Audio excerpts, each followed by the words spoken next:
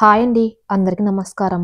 ఈరోజు మీకోసం బావమరదళ్ళు పెళ్లి పీటల దాకా వచ్చి ఫైనల్ పార్ట్. మరి కథలోకి వెళ్తే విరాట్ అన్ని పెళ్లి చేసుకోవడానికి కారణం నాయుడుకి చెప్పింది పవిత్ర. నాయుడు అను వాళ్ళ నాన్న పేరు చెప్తేనే కోపడతాడు. అను వాళ్ళ నాన్న మీద ఎందుకు కోపం అన్న విషయం గాయత్రికి చెప్తుంది. అను విరాట్ పెళ్లి సరైందని చెప్తుంది. గాయత్రి మాటలకి ఆలోచనలో పడతాను నాయుడు. అన్నయ్య, ఒక్కసారి ఆలోచించు. మన పిల్లల భవిష్యత్తు కన్నా మనకెక్కువ ఏంటన్నయ్యా? ఎలాగూ వాళ్ళు ఒకరినొకరు ఇష్టపడ్డారు, కాదనే అవకాశం కూడా లేదు. కాబట్టి మనం వాళ్ళ పెళ్లికి ఒప్పుకుంటేనే సరే అన్నయ్య అంటుంది గాయత్రి మరోసారి విన్నవింపుగా. అవునండి, గాయత్రి చెప్పింది కూడా నిజమే అంటుంది పవిత్ర కూడా. నాయుడు ఆలోచిస్తూ ఉంటాడు. మన పంతం కోసం మన పిల్లల ప్రేమను కాదనడం సరైంది కాదేమో, కానీ ఆ నందుని ఎలా నమ్మేది? వాళ్ళ ఇంటికి నా మేనకోడల్ని ఎలా పంపేది అని ఆలోచిస్తూ ఉంటాడు. సరిగ్గా అప్పుడే పద్మనాభం గారు కుటుంబ సమేతంగా నాయుడింటికి వస్తారు. గాయత్రి పవిత్ర వాళ్ళని సాధారణంగా ఆహ్వానిస్తారు. నాయుడు మాత్రం గుర్రుగా చూస్తాడు వాళ్ళ వంక, కానీ ఏమనలేకపోతాడు. తాతయ్య అని పద్మనాభం దగ్గరికి వస్తుంది అను. తాతయ్య, అమ్మ, తాతయ్య అందరూ ఎలా ఉన్నారు అంటూ తన అమ్మని హత్తుకొని చుట్టుకుంటుంది. వాళ్ళ గురించి అనుకుంటూ ఉండగానే వాళ్ళే వచ్చారు అని వాళ్ళని చూడగానే మనసులో బాధంతా పొంగుకొస్తుంది అనుకి. అమ్మ మీద వాలి చిన్న పిల్లల ఏడుస్తుంది. అనుని ఊరుకోబెట్టి కళ్ళు తుడిచి తన పక్కనే కూర్చుంటారు భారతి, విరజ. పద్మనాభం గారు నాయుడు దగ్గరకు వచ్చి ఇలా అంటారు. నాయుడు గారు, జరిగింది ఏదో జరిగిపోయింది. పిల్లలిద్దరూ ఒకరినొకరు ఇష్టపడుతున్నారు. మనం వాళ్ళ మాట ఎందుకు కాదనాలి? అందుకని మీకు ఇష్టమైతే మీ మేనకోడల్ని మా దీపుకిచ్చి పెళ్లి చేద్దాం. చిన్నప్పటి నుంచి వాళ్ళు ఒకరి కోసం ఒకరు అన్నట్టుగా ఉంటున్నారు. వాళ్ళని విడదీయటం మనకు భావ్యం కాదు. అందుకనే మేమే వచ్చి అడుగుతున్నాం. మీ అంగీకారం కూడా తెలియచేస్తే మనం పెళ్లి ముహూర్తాలు పెట్టుకోవచ్చు అని అంటాడు. నందగోపాల్, శ్రీనివాసు అనుమానంగా చూస్తారు నాయుడు ఏం చెప్తాడా అని. గాయత్రి నందుకు సైగ చేస్తుంది కళ్ళతోనే. విషయం అర్థమైన నందగోపాల్ నాయుడు దగ్గరగా వచ్చి, నాయుడు గారు, మీ చెల్లెలి ప్రేమ విఫలమైందని ప్రేమ పెళ్లిల మీదే కోపం పెంచుకున్నారు మీరు. శివరాం కూడా చాలా మంచివాడు, కానీ ఏ పరిస్థితుల్లో అలా చేయవలసి వచ్చిందో మనకు తెలియదు. కానీ ఆ తర్వాత శివ గురించి చాలా ప్రయత్నించాను. ఈ మధ్యన తెలిసింది శివ వాళ్ళు ఎక్కడ ఉంటున్నారు అని. వెంటనే వెళ్ళి కలిశాను. శివ గాయత్రి గురించి అడిగాడు.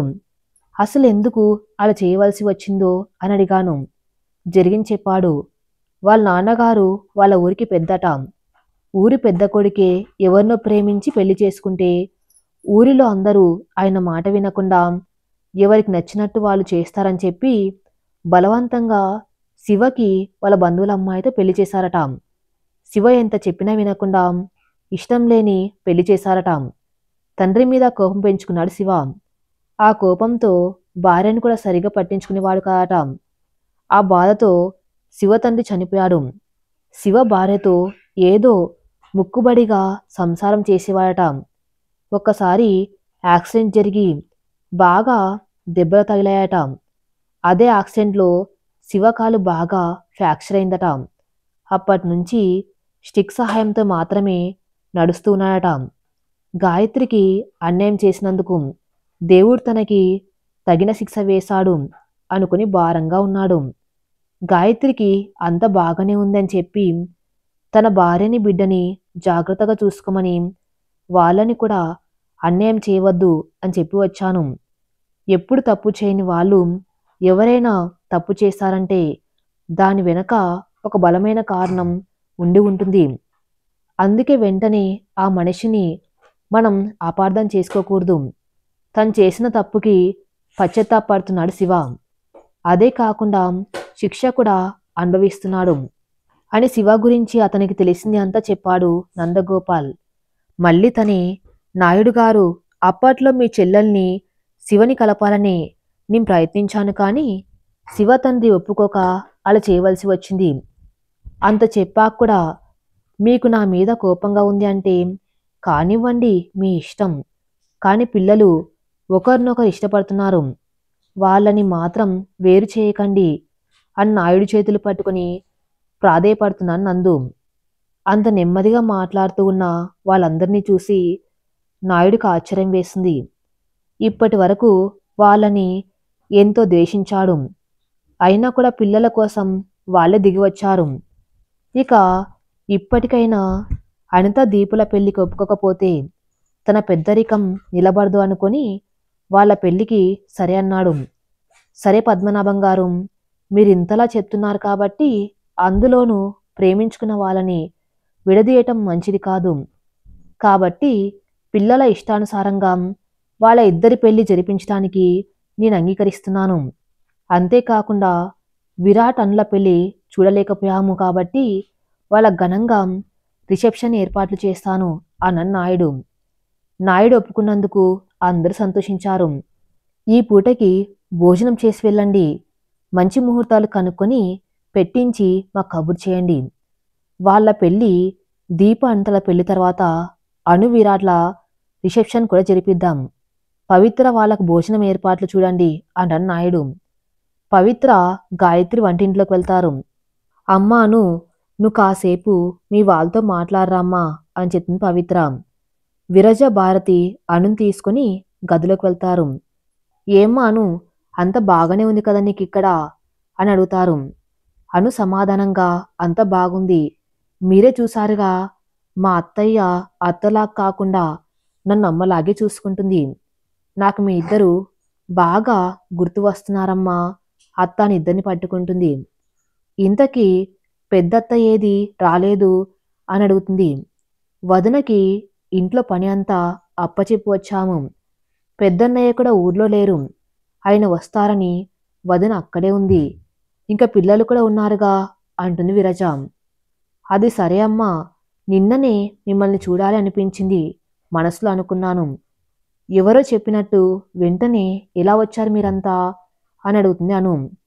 ఎవరో చెప్పినట్టు ఏంటి, మీ ఆయనే ఫోన్ చేసి నీ గురించి చెప్పి నువ్వు బాధపడుతున్నావని ఒకసారి మమ్మల్ని వచ్చి మాట్లాడమని చెప్పాడు. ఇంత అర్థం చేసుకునే భర్త అత్తగారు దొరకటం నీ అదృష్టం అంటుంది విరజ. నువ్వు అదృష్టవంతురాలివను. నేను చిన్నప్పుడు చెప్పేదాన్ని కదా, రెక్కల గుర్రం మీద యువరాజు వచ్చి నిన్ను తీసుకుని వెళ్తాడు అని. నిజంగా నీ యువరాజు వచ్చాడు.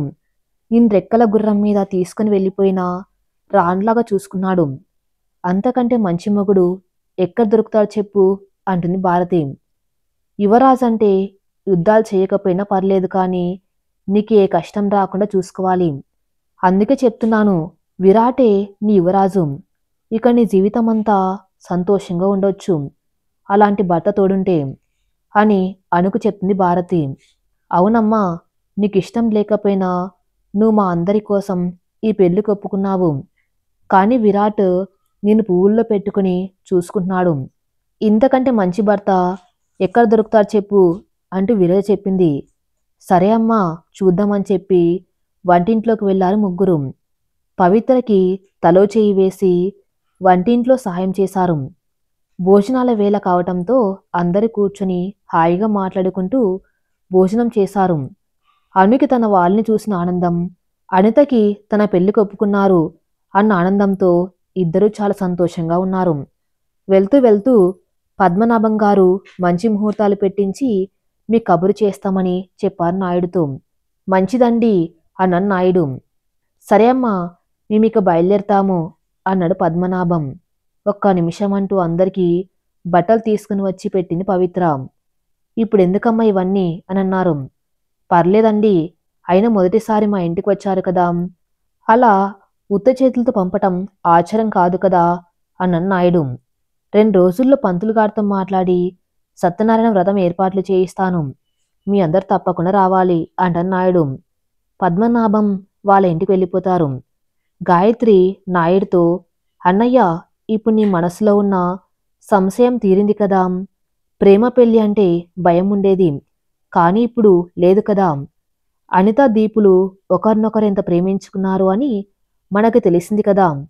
ప్రేమ అంటే అదే అన్నయ్య. అంతేకాకుండా విరాట్ కూడా అన్ను వాళ్ళ పుట్టింటి వాళ్ళని తలచుకొని బాధపడుతుందని తెలుసుకొని వాళ్ళని ఇక్కడికి వచ్చేలా చేశాడు. అటు అన్నుకి బెంగ తీరింది, ఇటు అనిత పెళ్లి కుదిరింది. ఎంత బాగా ఆలోచించాడో చూడు నా మేనల్లుడు. అది ప్రేమంటే అని చెప్తుంది. అవును గాయత్రి, ప్రేమంటే సరైన నిర్వచనం చెప్పారు ఈ పిల్లలు. పవిత్ర, నీ కొడుక్కి చెప్పు ప్రేమ మీద నాకు ఉన్న చెడు అభిప్రాయం పోయింది అని. అలా అమ్మ అత్త ఇద్దరు కూడా అనుకి బ్రెయిన్ వాష్ చేయడంతో అను కూడా ఆలోచనలో పడింది. నిజంగానే విరాట్ అంత మంచివాడేనా? నా గురించి ఇంత శ్రద్ధ తీసుకున్నాడా? మరైతే నాకు ఇష్టం ఉందో లేదో కూడా అడగకుండా పెళ్ళెందుకు చేసుకున్నట్టు? ఇలా రకరకాలుగా ఆలోచిస్తూ ఉంది. ఈలోగా విరాట్ వస్తాడు.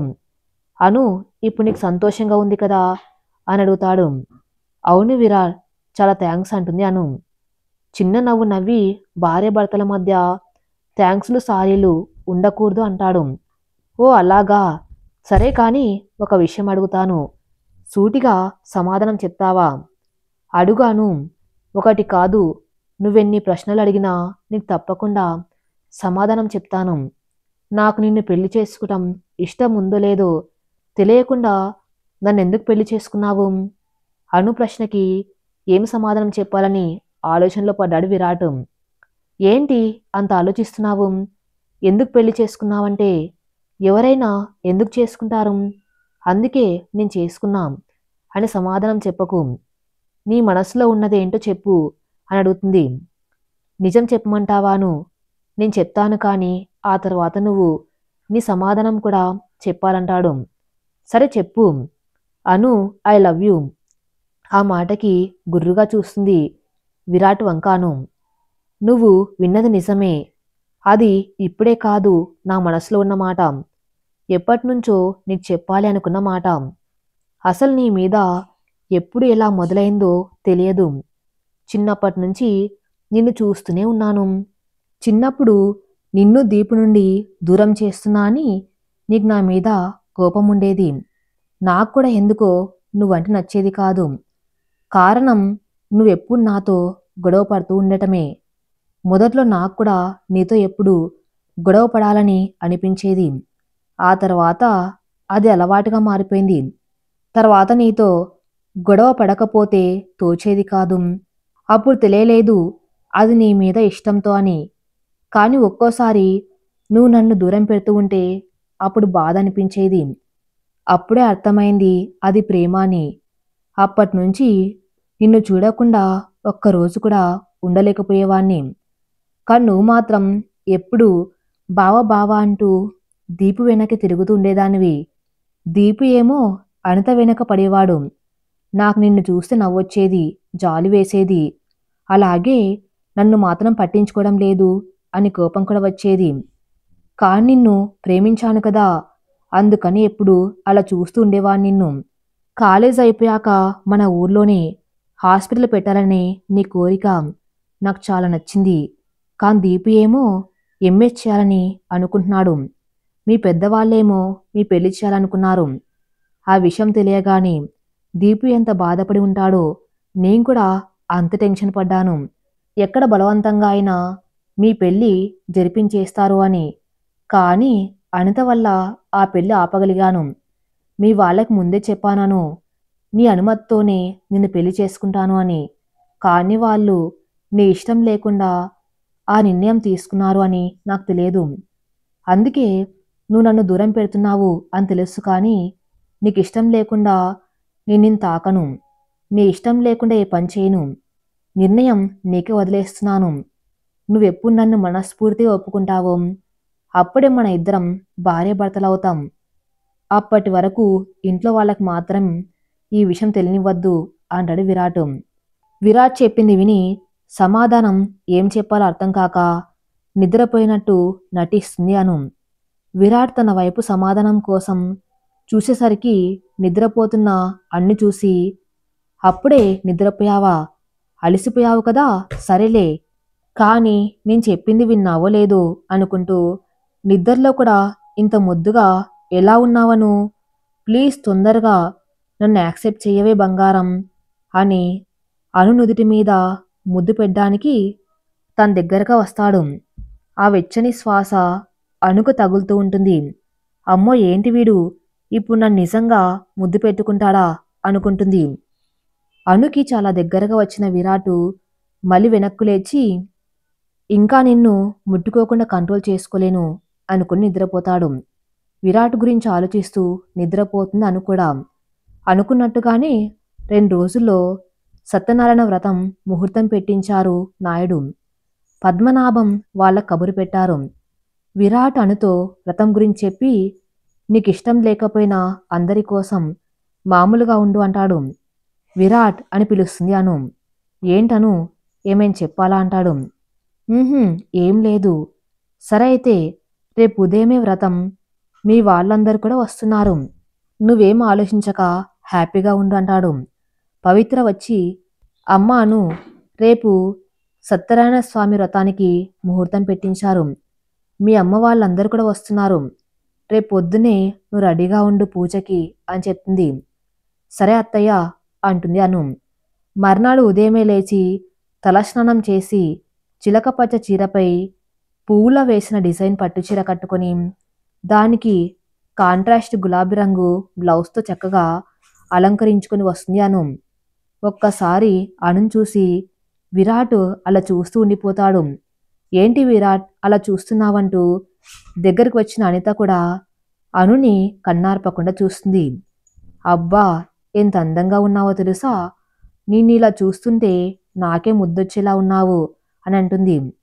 పవిత్ర వచ్చి అచ్చం మహాలక్ష్మిలా ఉన్నావు, ఉండు మా దిశ తగిలేలా ఉంది అని కాటుక తీసి బుగ్గన చుక్క పెట్టి నుదుట్న ముద్దు పెట్టుకుంటుంది. అను ఎంతో మురిసిపోతుంది. అందంగా అలంకరించిన పూల జడ వెనుకగా విరాట్కి తగిలేలా తిప్పి వెళ్ళిపోతుంది.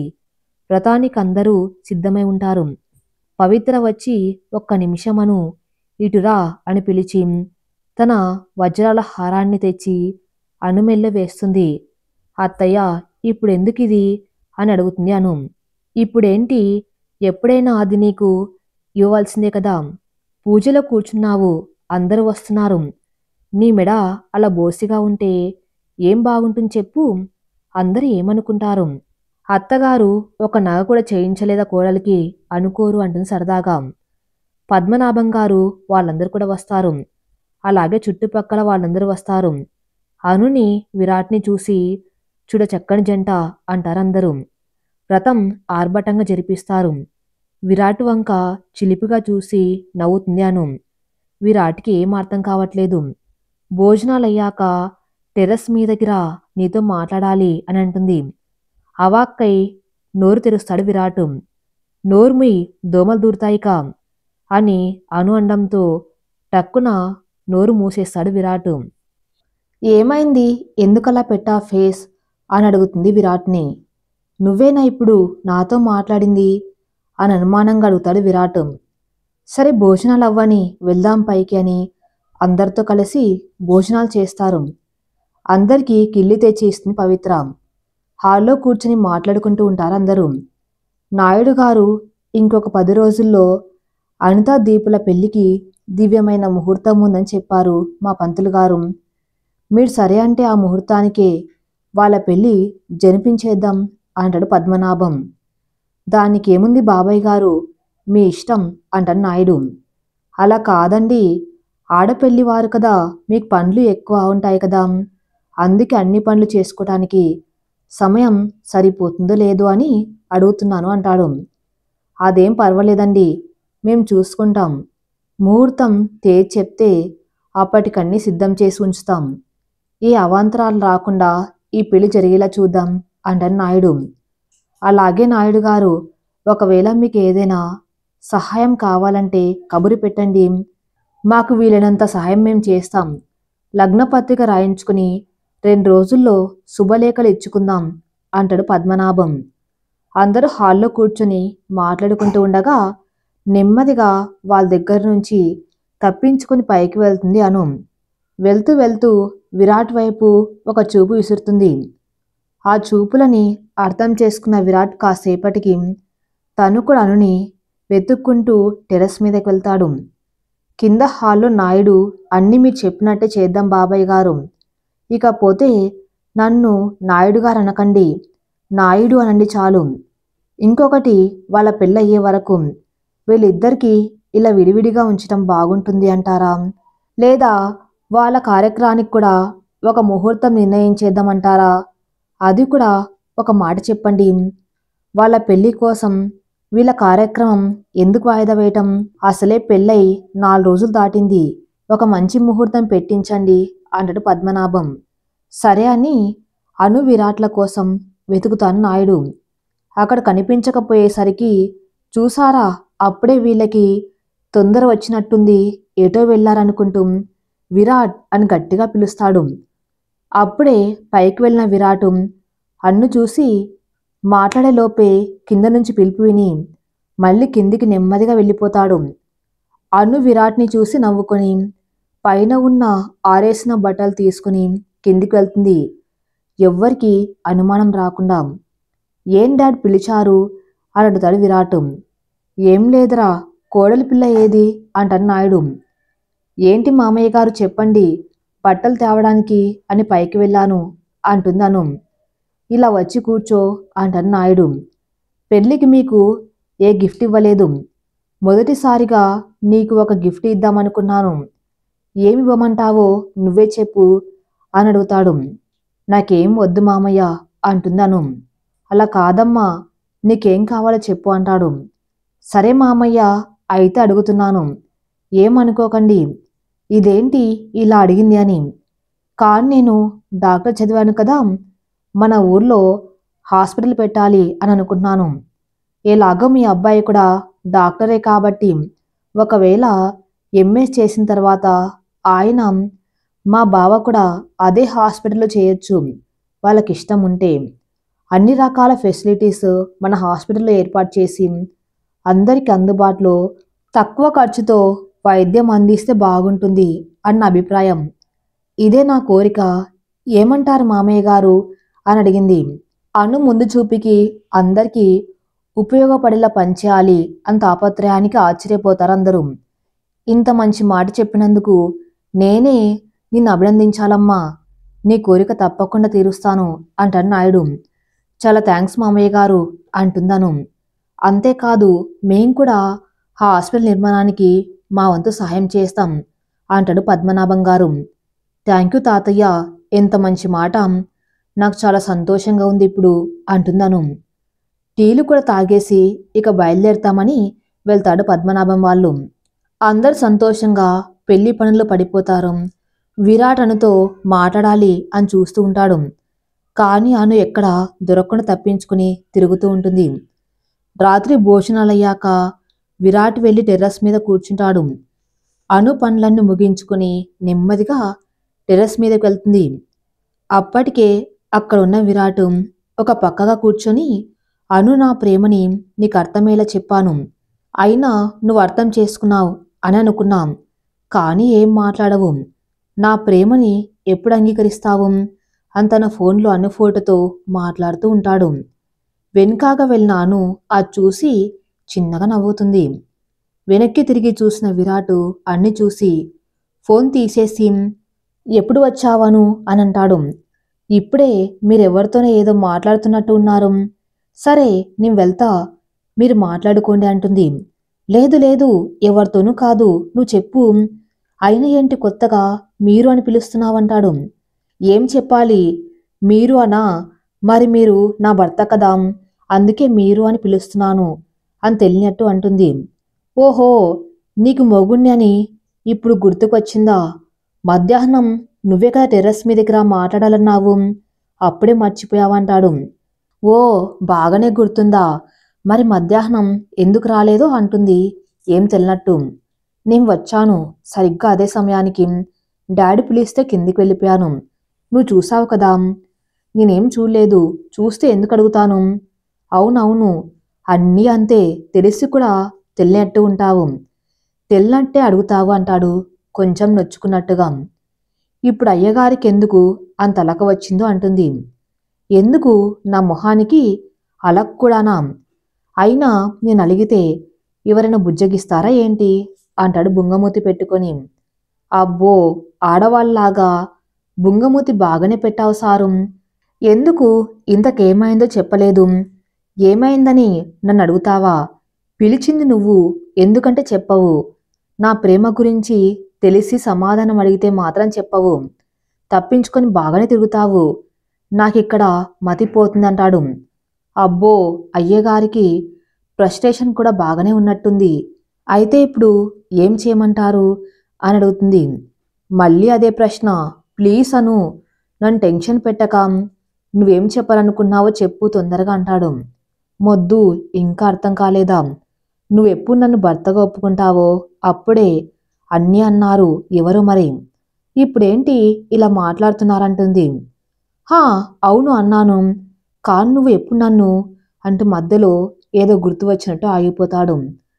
అంటే ఇప్పుడు నువ్వు నన్ను మీరు అని పిలిచింది అందుకేనా? అంటే నన్ను భర్తగా ఒప్పుకున్నావా అని అంటాడు. అవును మహాప్రభో, ఇంకేమైనా చెప్పాలా ఇంతకన్నా అని అడుగుతుంది. అర్థమైంది, ఏం అవసరం లేదు. ఇప్పుడు ఆకాశాన్ని అందుకున్నంత సంతోషంగా ఉంది. అను చాలా థ్యాంక్స్. ఇంత తొందరగా నీ మనసు మారుతుందనుకోలేదు. I love you Anu. I am really love you అంటూ అను దగ్గరికి వచ్చి అనుని గట్టిగా హత్తుకుంటాడు. హాహా, ఆగండి కాస్త. ఇప్పుడేనా? ఇంత తొందరగా ఏంటి అంటుందను. మరి ఇంకేంటను, కనీసం ఇది కూడా కాదా అంటాడు. కాస్త ఆగండి.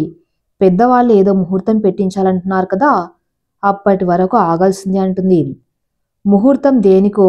అంటే నిన్ను పట్టుకోవడానికి కూడా ముహూర్తం కావాలా అంటాడు అమాయకంగా. ఆహా, బుద్ధు ఆ మాత్రం తెలియదా?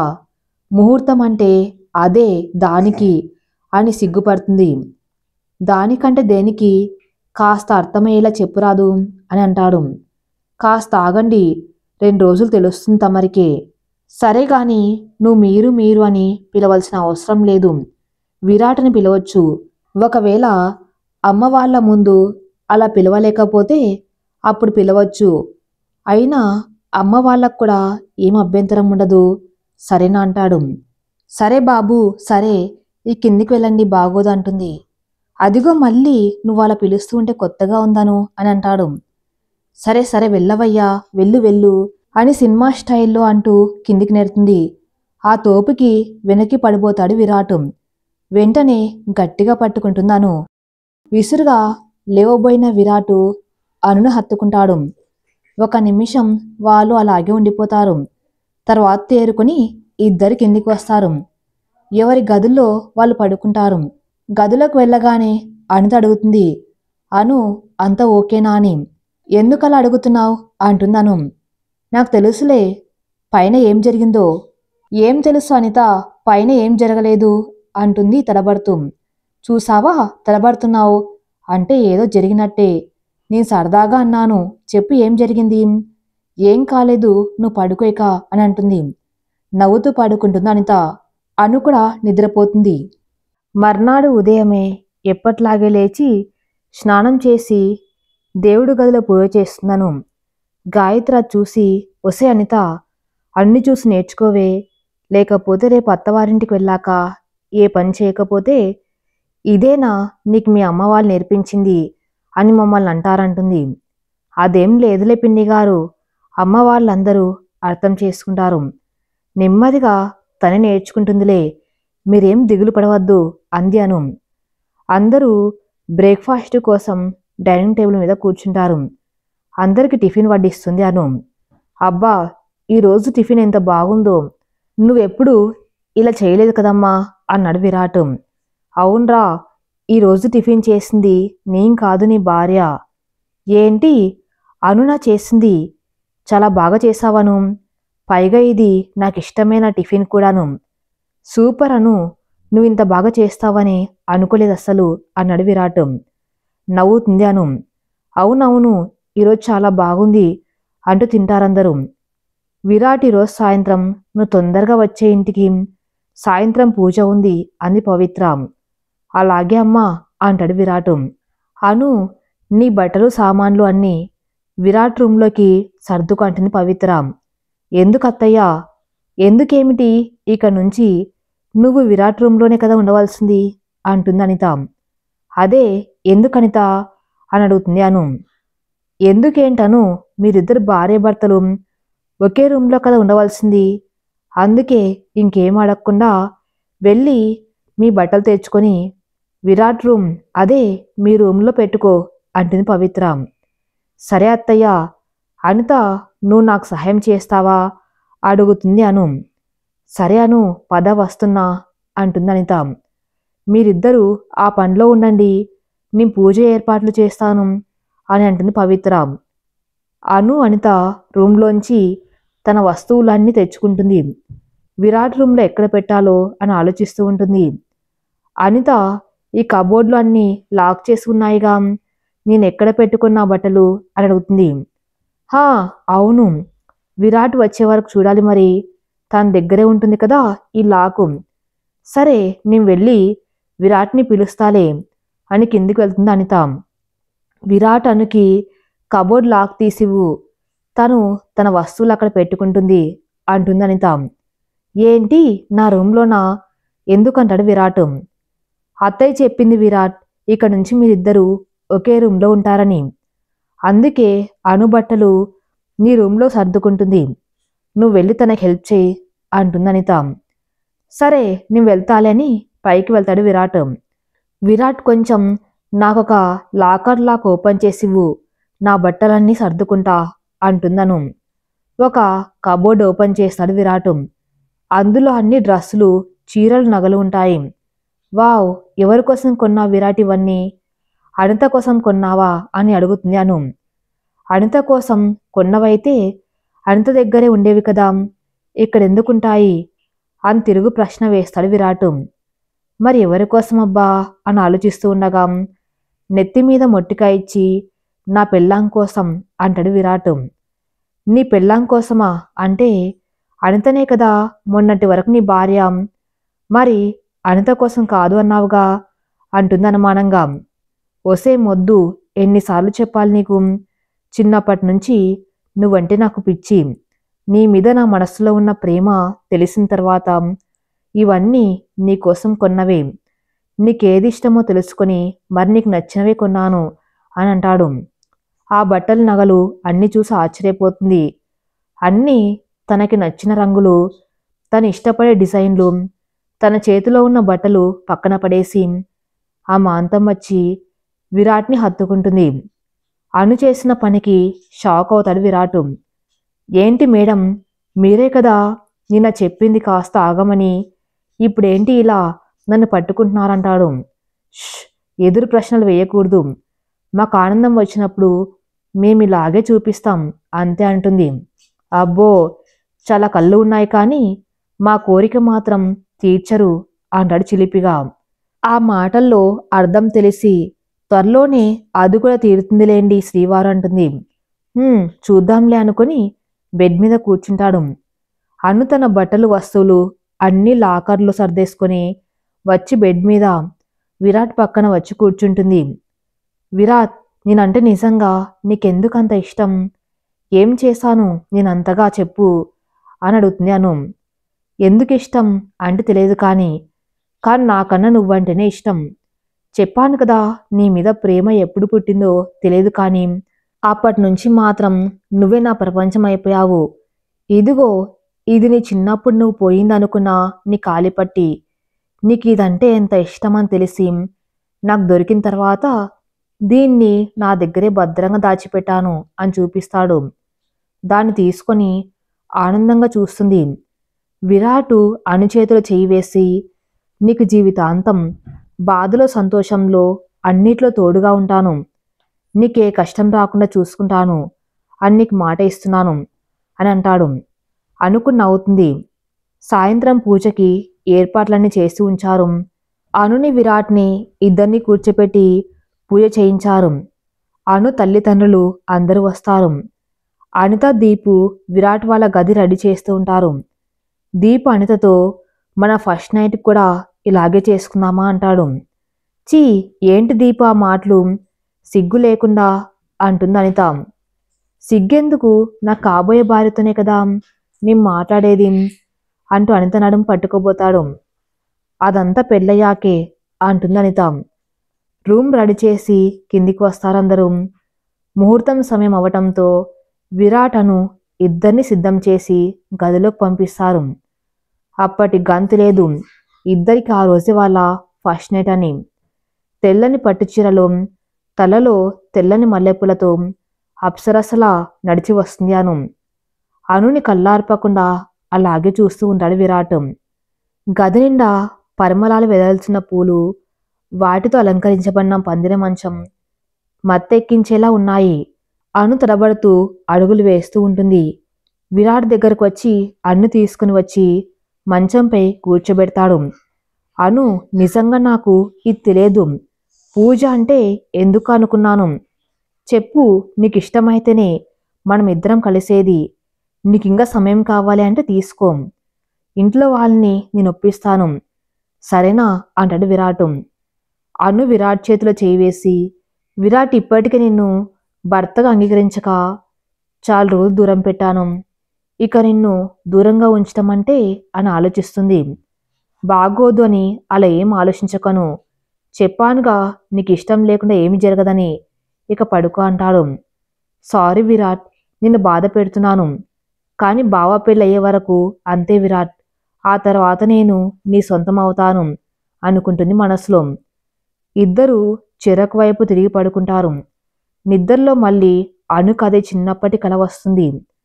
ఎవరో తన్ని గుర్రం మీద ఎక్కించుకుని తీసుకుని వెళ్తున్నట్టు. ఈసారి తన ముఖం చూసేసింది అను. అదెవరో కాదు, విరాటే. వెంటనే ఉలిక్కి పళ్ళేస్తుంది. విరాట్ అటువైపు తిరిగి పడుకొని ఉంటాడు. అయితే అది విరాటే అన్నమాట. చిన్నప్పటి నుంచి నా కళ్ళలోకి వచ్చి నన్ను రెక్కల గుర్రం మీద తీసుకుని వెళ్ళేది అనుకుంటున్నాను. విరాట్, నువ్వే నా కళ్ళలోకి వచ్చేది, నన్ను ప్రేమించేది. నేను ప్రేమించేది నువ్వే అని తెలియక ఇన్నాళ్ళు నిన్ను దూరం పెట్టాను. ఇక నిన్ను బాధ పెట్టను అనుకుంటుంది మనసులో. 4 రోజుల్లో దీప అంతల పెళ్లి ఏర్పాట్లన్నీ పూర్తి అవుతాయి. 4 రోజుల తర్వాత పెళ్లి అంగరంగ వైభవంగా జరుగుతుంది. అదే పెళ్లిలో విరాట్ అన్లను కూడా అందరికీ పరిచయం చేస్తాను నాయుడు. ఇద్దరు రిసెప్షన్ గ్రాండ్గా ఏర్పాటు చేస్తారు. అను అందరితో కలిసిమెలిసి సరదాగా ఉంటూ పెళ్లి పనులు అన్నీ తనే దగ్గరుండి చేస్తుంది. ఇద్దరు పెళ్లిళ్లతో సరదాగా గడిచిపోతుంది. మర్నాడు దీప అంతలా ఫస్ట్ నైట్కి ముహూర్తం పెడతారు. విరాటను దీపాల గది అలంకరిస్తారు. దీపుగాడికి కూడా పెళ్ళైపోయింది. వెంటనే శోభనం కూడా జరిగిపోతుంది. మనకెప్పుడు జరుగుతుందో అని అనుకి వినిపించేలా నిట్టూరుస్తూ ఉన్నాడు విరాట్. అను విన్నట్టుగా ఉండి మనసులో నవ్వుకుంటుంది. కాసేపు ఆగితే నీకే తెలుస్తుందిలే అని అనుకుంటుంది. అంత సిద్ధమయ్యాక ఇద్దరు గదిలో నుంచి బయటికి వెళ్ళిపోతారు. అను విరాట్ని బయటకు తీసుకుని వెళ్ళమంటుంది. ఎక్కడికి అని అడిగితే చెప్తాను, ముందు పద అని కారులో విరాట్ పక్కనే కూర్చుని ఎలా వెళ్ళాలో చెప్తూ ఉంటుంది. కొంత దూరం వెళ్ళాక, హా, ఇక్కడ ఆపు అంటుంది. కారు దిగి చూసిన విరాట్ షాక్ అవుతాడు. ఇది మన తోట కదా, ఇక్కడికి ఎందుకు తీసుకువచ్చావు అని అంటాడు. అంత తొందర ఎందుకు, నీకే తెలుస్తుందిలే, ఆగు అని ముందుకు వచ్చి పొలంలో పనిచేసే రామయ్యని అంత సిద్ధమేనా అని అడుగుతుంది. అంత సిద్ధమే అమ్మా, అదిగో అక్కడ అని అటు చూపిస్తాడు. ఏదైనా అవసరం ఉంటే కబురు పెట్టండమ్మా, ఇక్కడే ఉంటాను నేను అని అంటాడు. సరే అని అతన్ని పంపించేస్తుంది అను. విరాట్ని తీసుకుని అక్కడికి వెళ్తుంది. అక్కడ పొలంలో మంచం మీద పరుపుతో పక్క తయారు చేసి దాని మీద పూలతో అలంకరించి ఉంటుంది. అది చూసి విరాట్ ఆశ్చర్యపోతాడు. ఇక్కడ ఏంటిది అని అడుగుతాడు. వెన్నెల్లో మంచం మీద మొదటి రాత్రి జరగాలని నీ ఆశ కదా, అందుకే ఇక్కడికి తీసుకువచ్చానంటుంది. అర్థం కానట్టు చూస్తాడు. నీ కబోర్డ్లో డైరీలో చూశానులే, నీకు మొదటి రాత్రి ఎలా ఉండాలనుకున్నావు, అందుకే ఈ ఏర్పాట్లన్నీ రామయ్య సహాయంతో ఇలా చేశానంటుంది.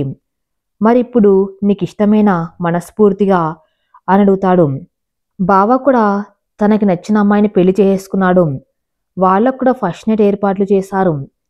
ఇంకెన్నాళ్ళు మనం మాత్రం విడిగా ఉండాలి. అందుకే నేను కూడా ఒక నిర్ణయానికి వచ్చాను. నిన్ను భర్తగా అంగీకరించిన రోజే నా మనసులో నీ మీద ప్రేమ ఏర్పడింది. కానీ అప్పటికే బావ గురించిన ఆలోచన పోవటానికి సమయం పట్టింది. అంతేకాకుండా నేను ఇష్టపడే వ్యక్తి కూడా నువ్వే అని తెలుసుకోవటానికి ఇంత సమయం పట్టింది నాకు. ఇప్పుడు మనస్ఫూర్తిగా నేను నీ దాన్ని అని అంటుంది. నువ్వు ఇష్టపడేది నేనే అని నీకెలా తెలిసింది అంటాడు. తన చిన్నప్పటి కళ గురించి చెప్తుంది అను. నా కల్లో వచ్చి రాకుమారుణ్ణి నేను పెళ్లి చేసుకోవాలి అనుకునేదాన్ని. కానీ అది బావ కాదని, అది నువ్వే అని ఇప్పుడే తెలిసింది. అందుకే ఇదంతా అంటుంది. ఏంటి ఈ రోజుల్లో కూడా నువ్వు అవన్నీ నమ్ముతావా అంటాడు విరాట్. ఎందుకు నమ్మకూడదు? నీ మనస్సుకి ఏం కావాలో నీ మెదడు నీకు తెలియజేస్తూనే ఉంటుంది. అలాంటి సంకేతమే ఇది కూడా. నేను నమ్ముతానంటుంది. సరే సరే, అయితే నీ కళ్ళు వచ్చే రాకుమారుణ్ణి నేనే అన్నమాట అంటాడు విరాట్. అవును విరాట్, అది నాకు ఈ మధ్యనే తెలిసింది అంటుందను. విరాట్ సంతోషంతో అనుని ఎత్తుకొని ముద్దు పెట్టుకుంటాడు. అను విరాట్ ఎదలో ఒదిగిపోతుంది. ఈ కథ ఇంతటితో సమాప్తం. మరిన్ని మంచి స్టోరీస్ కోసం నా ఛానల్ని ఫాలో అవుతూ ఉండండి. Thank you for listening.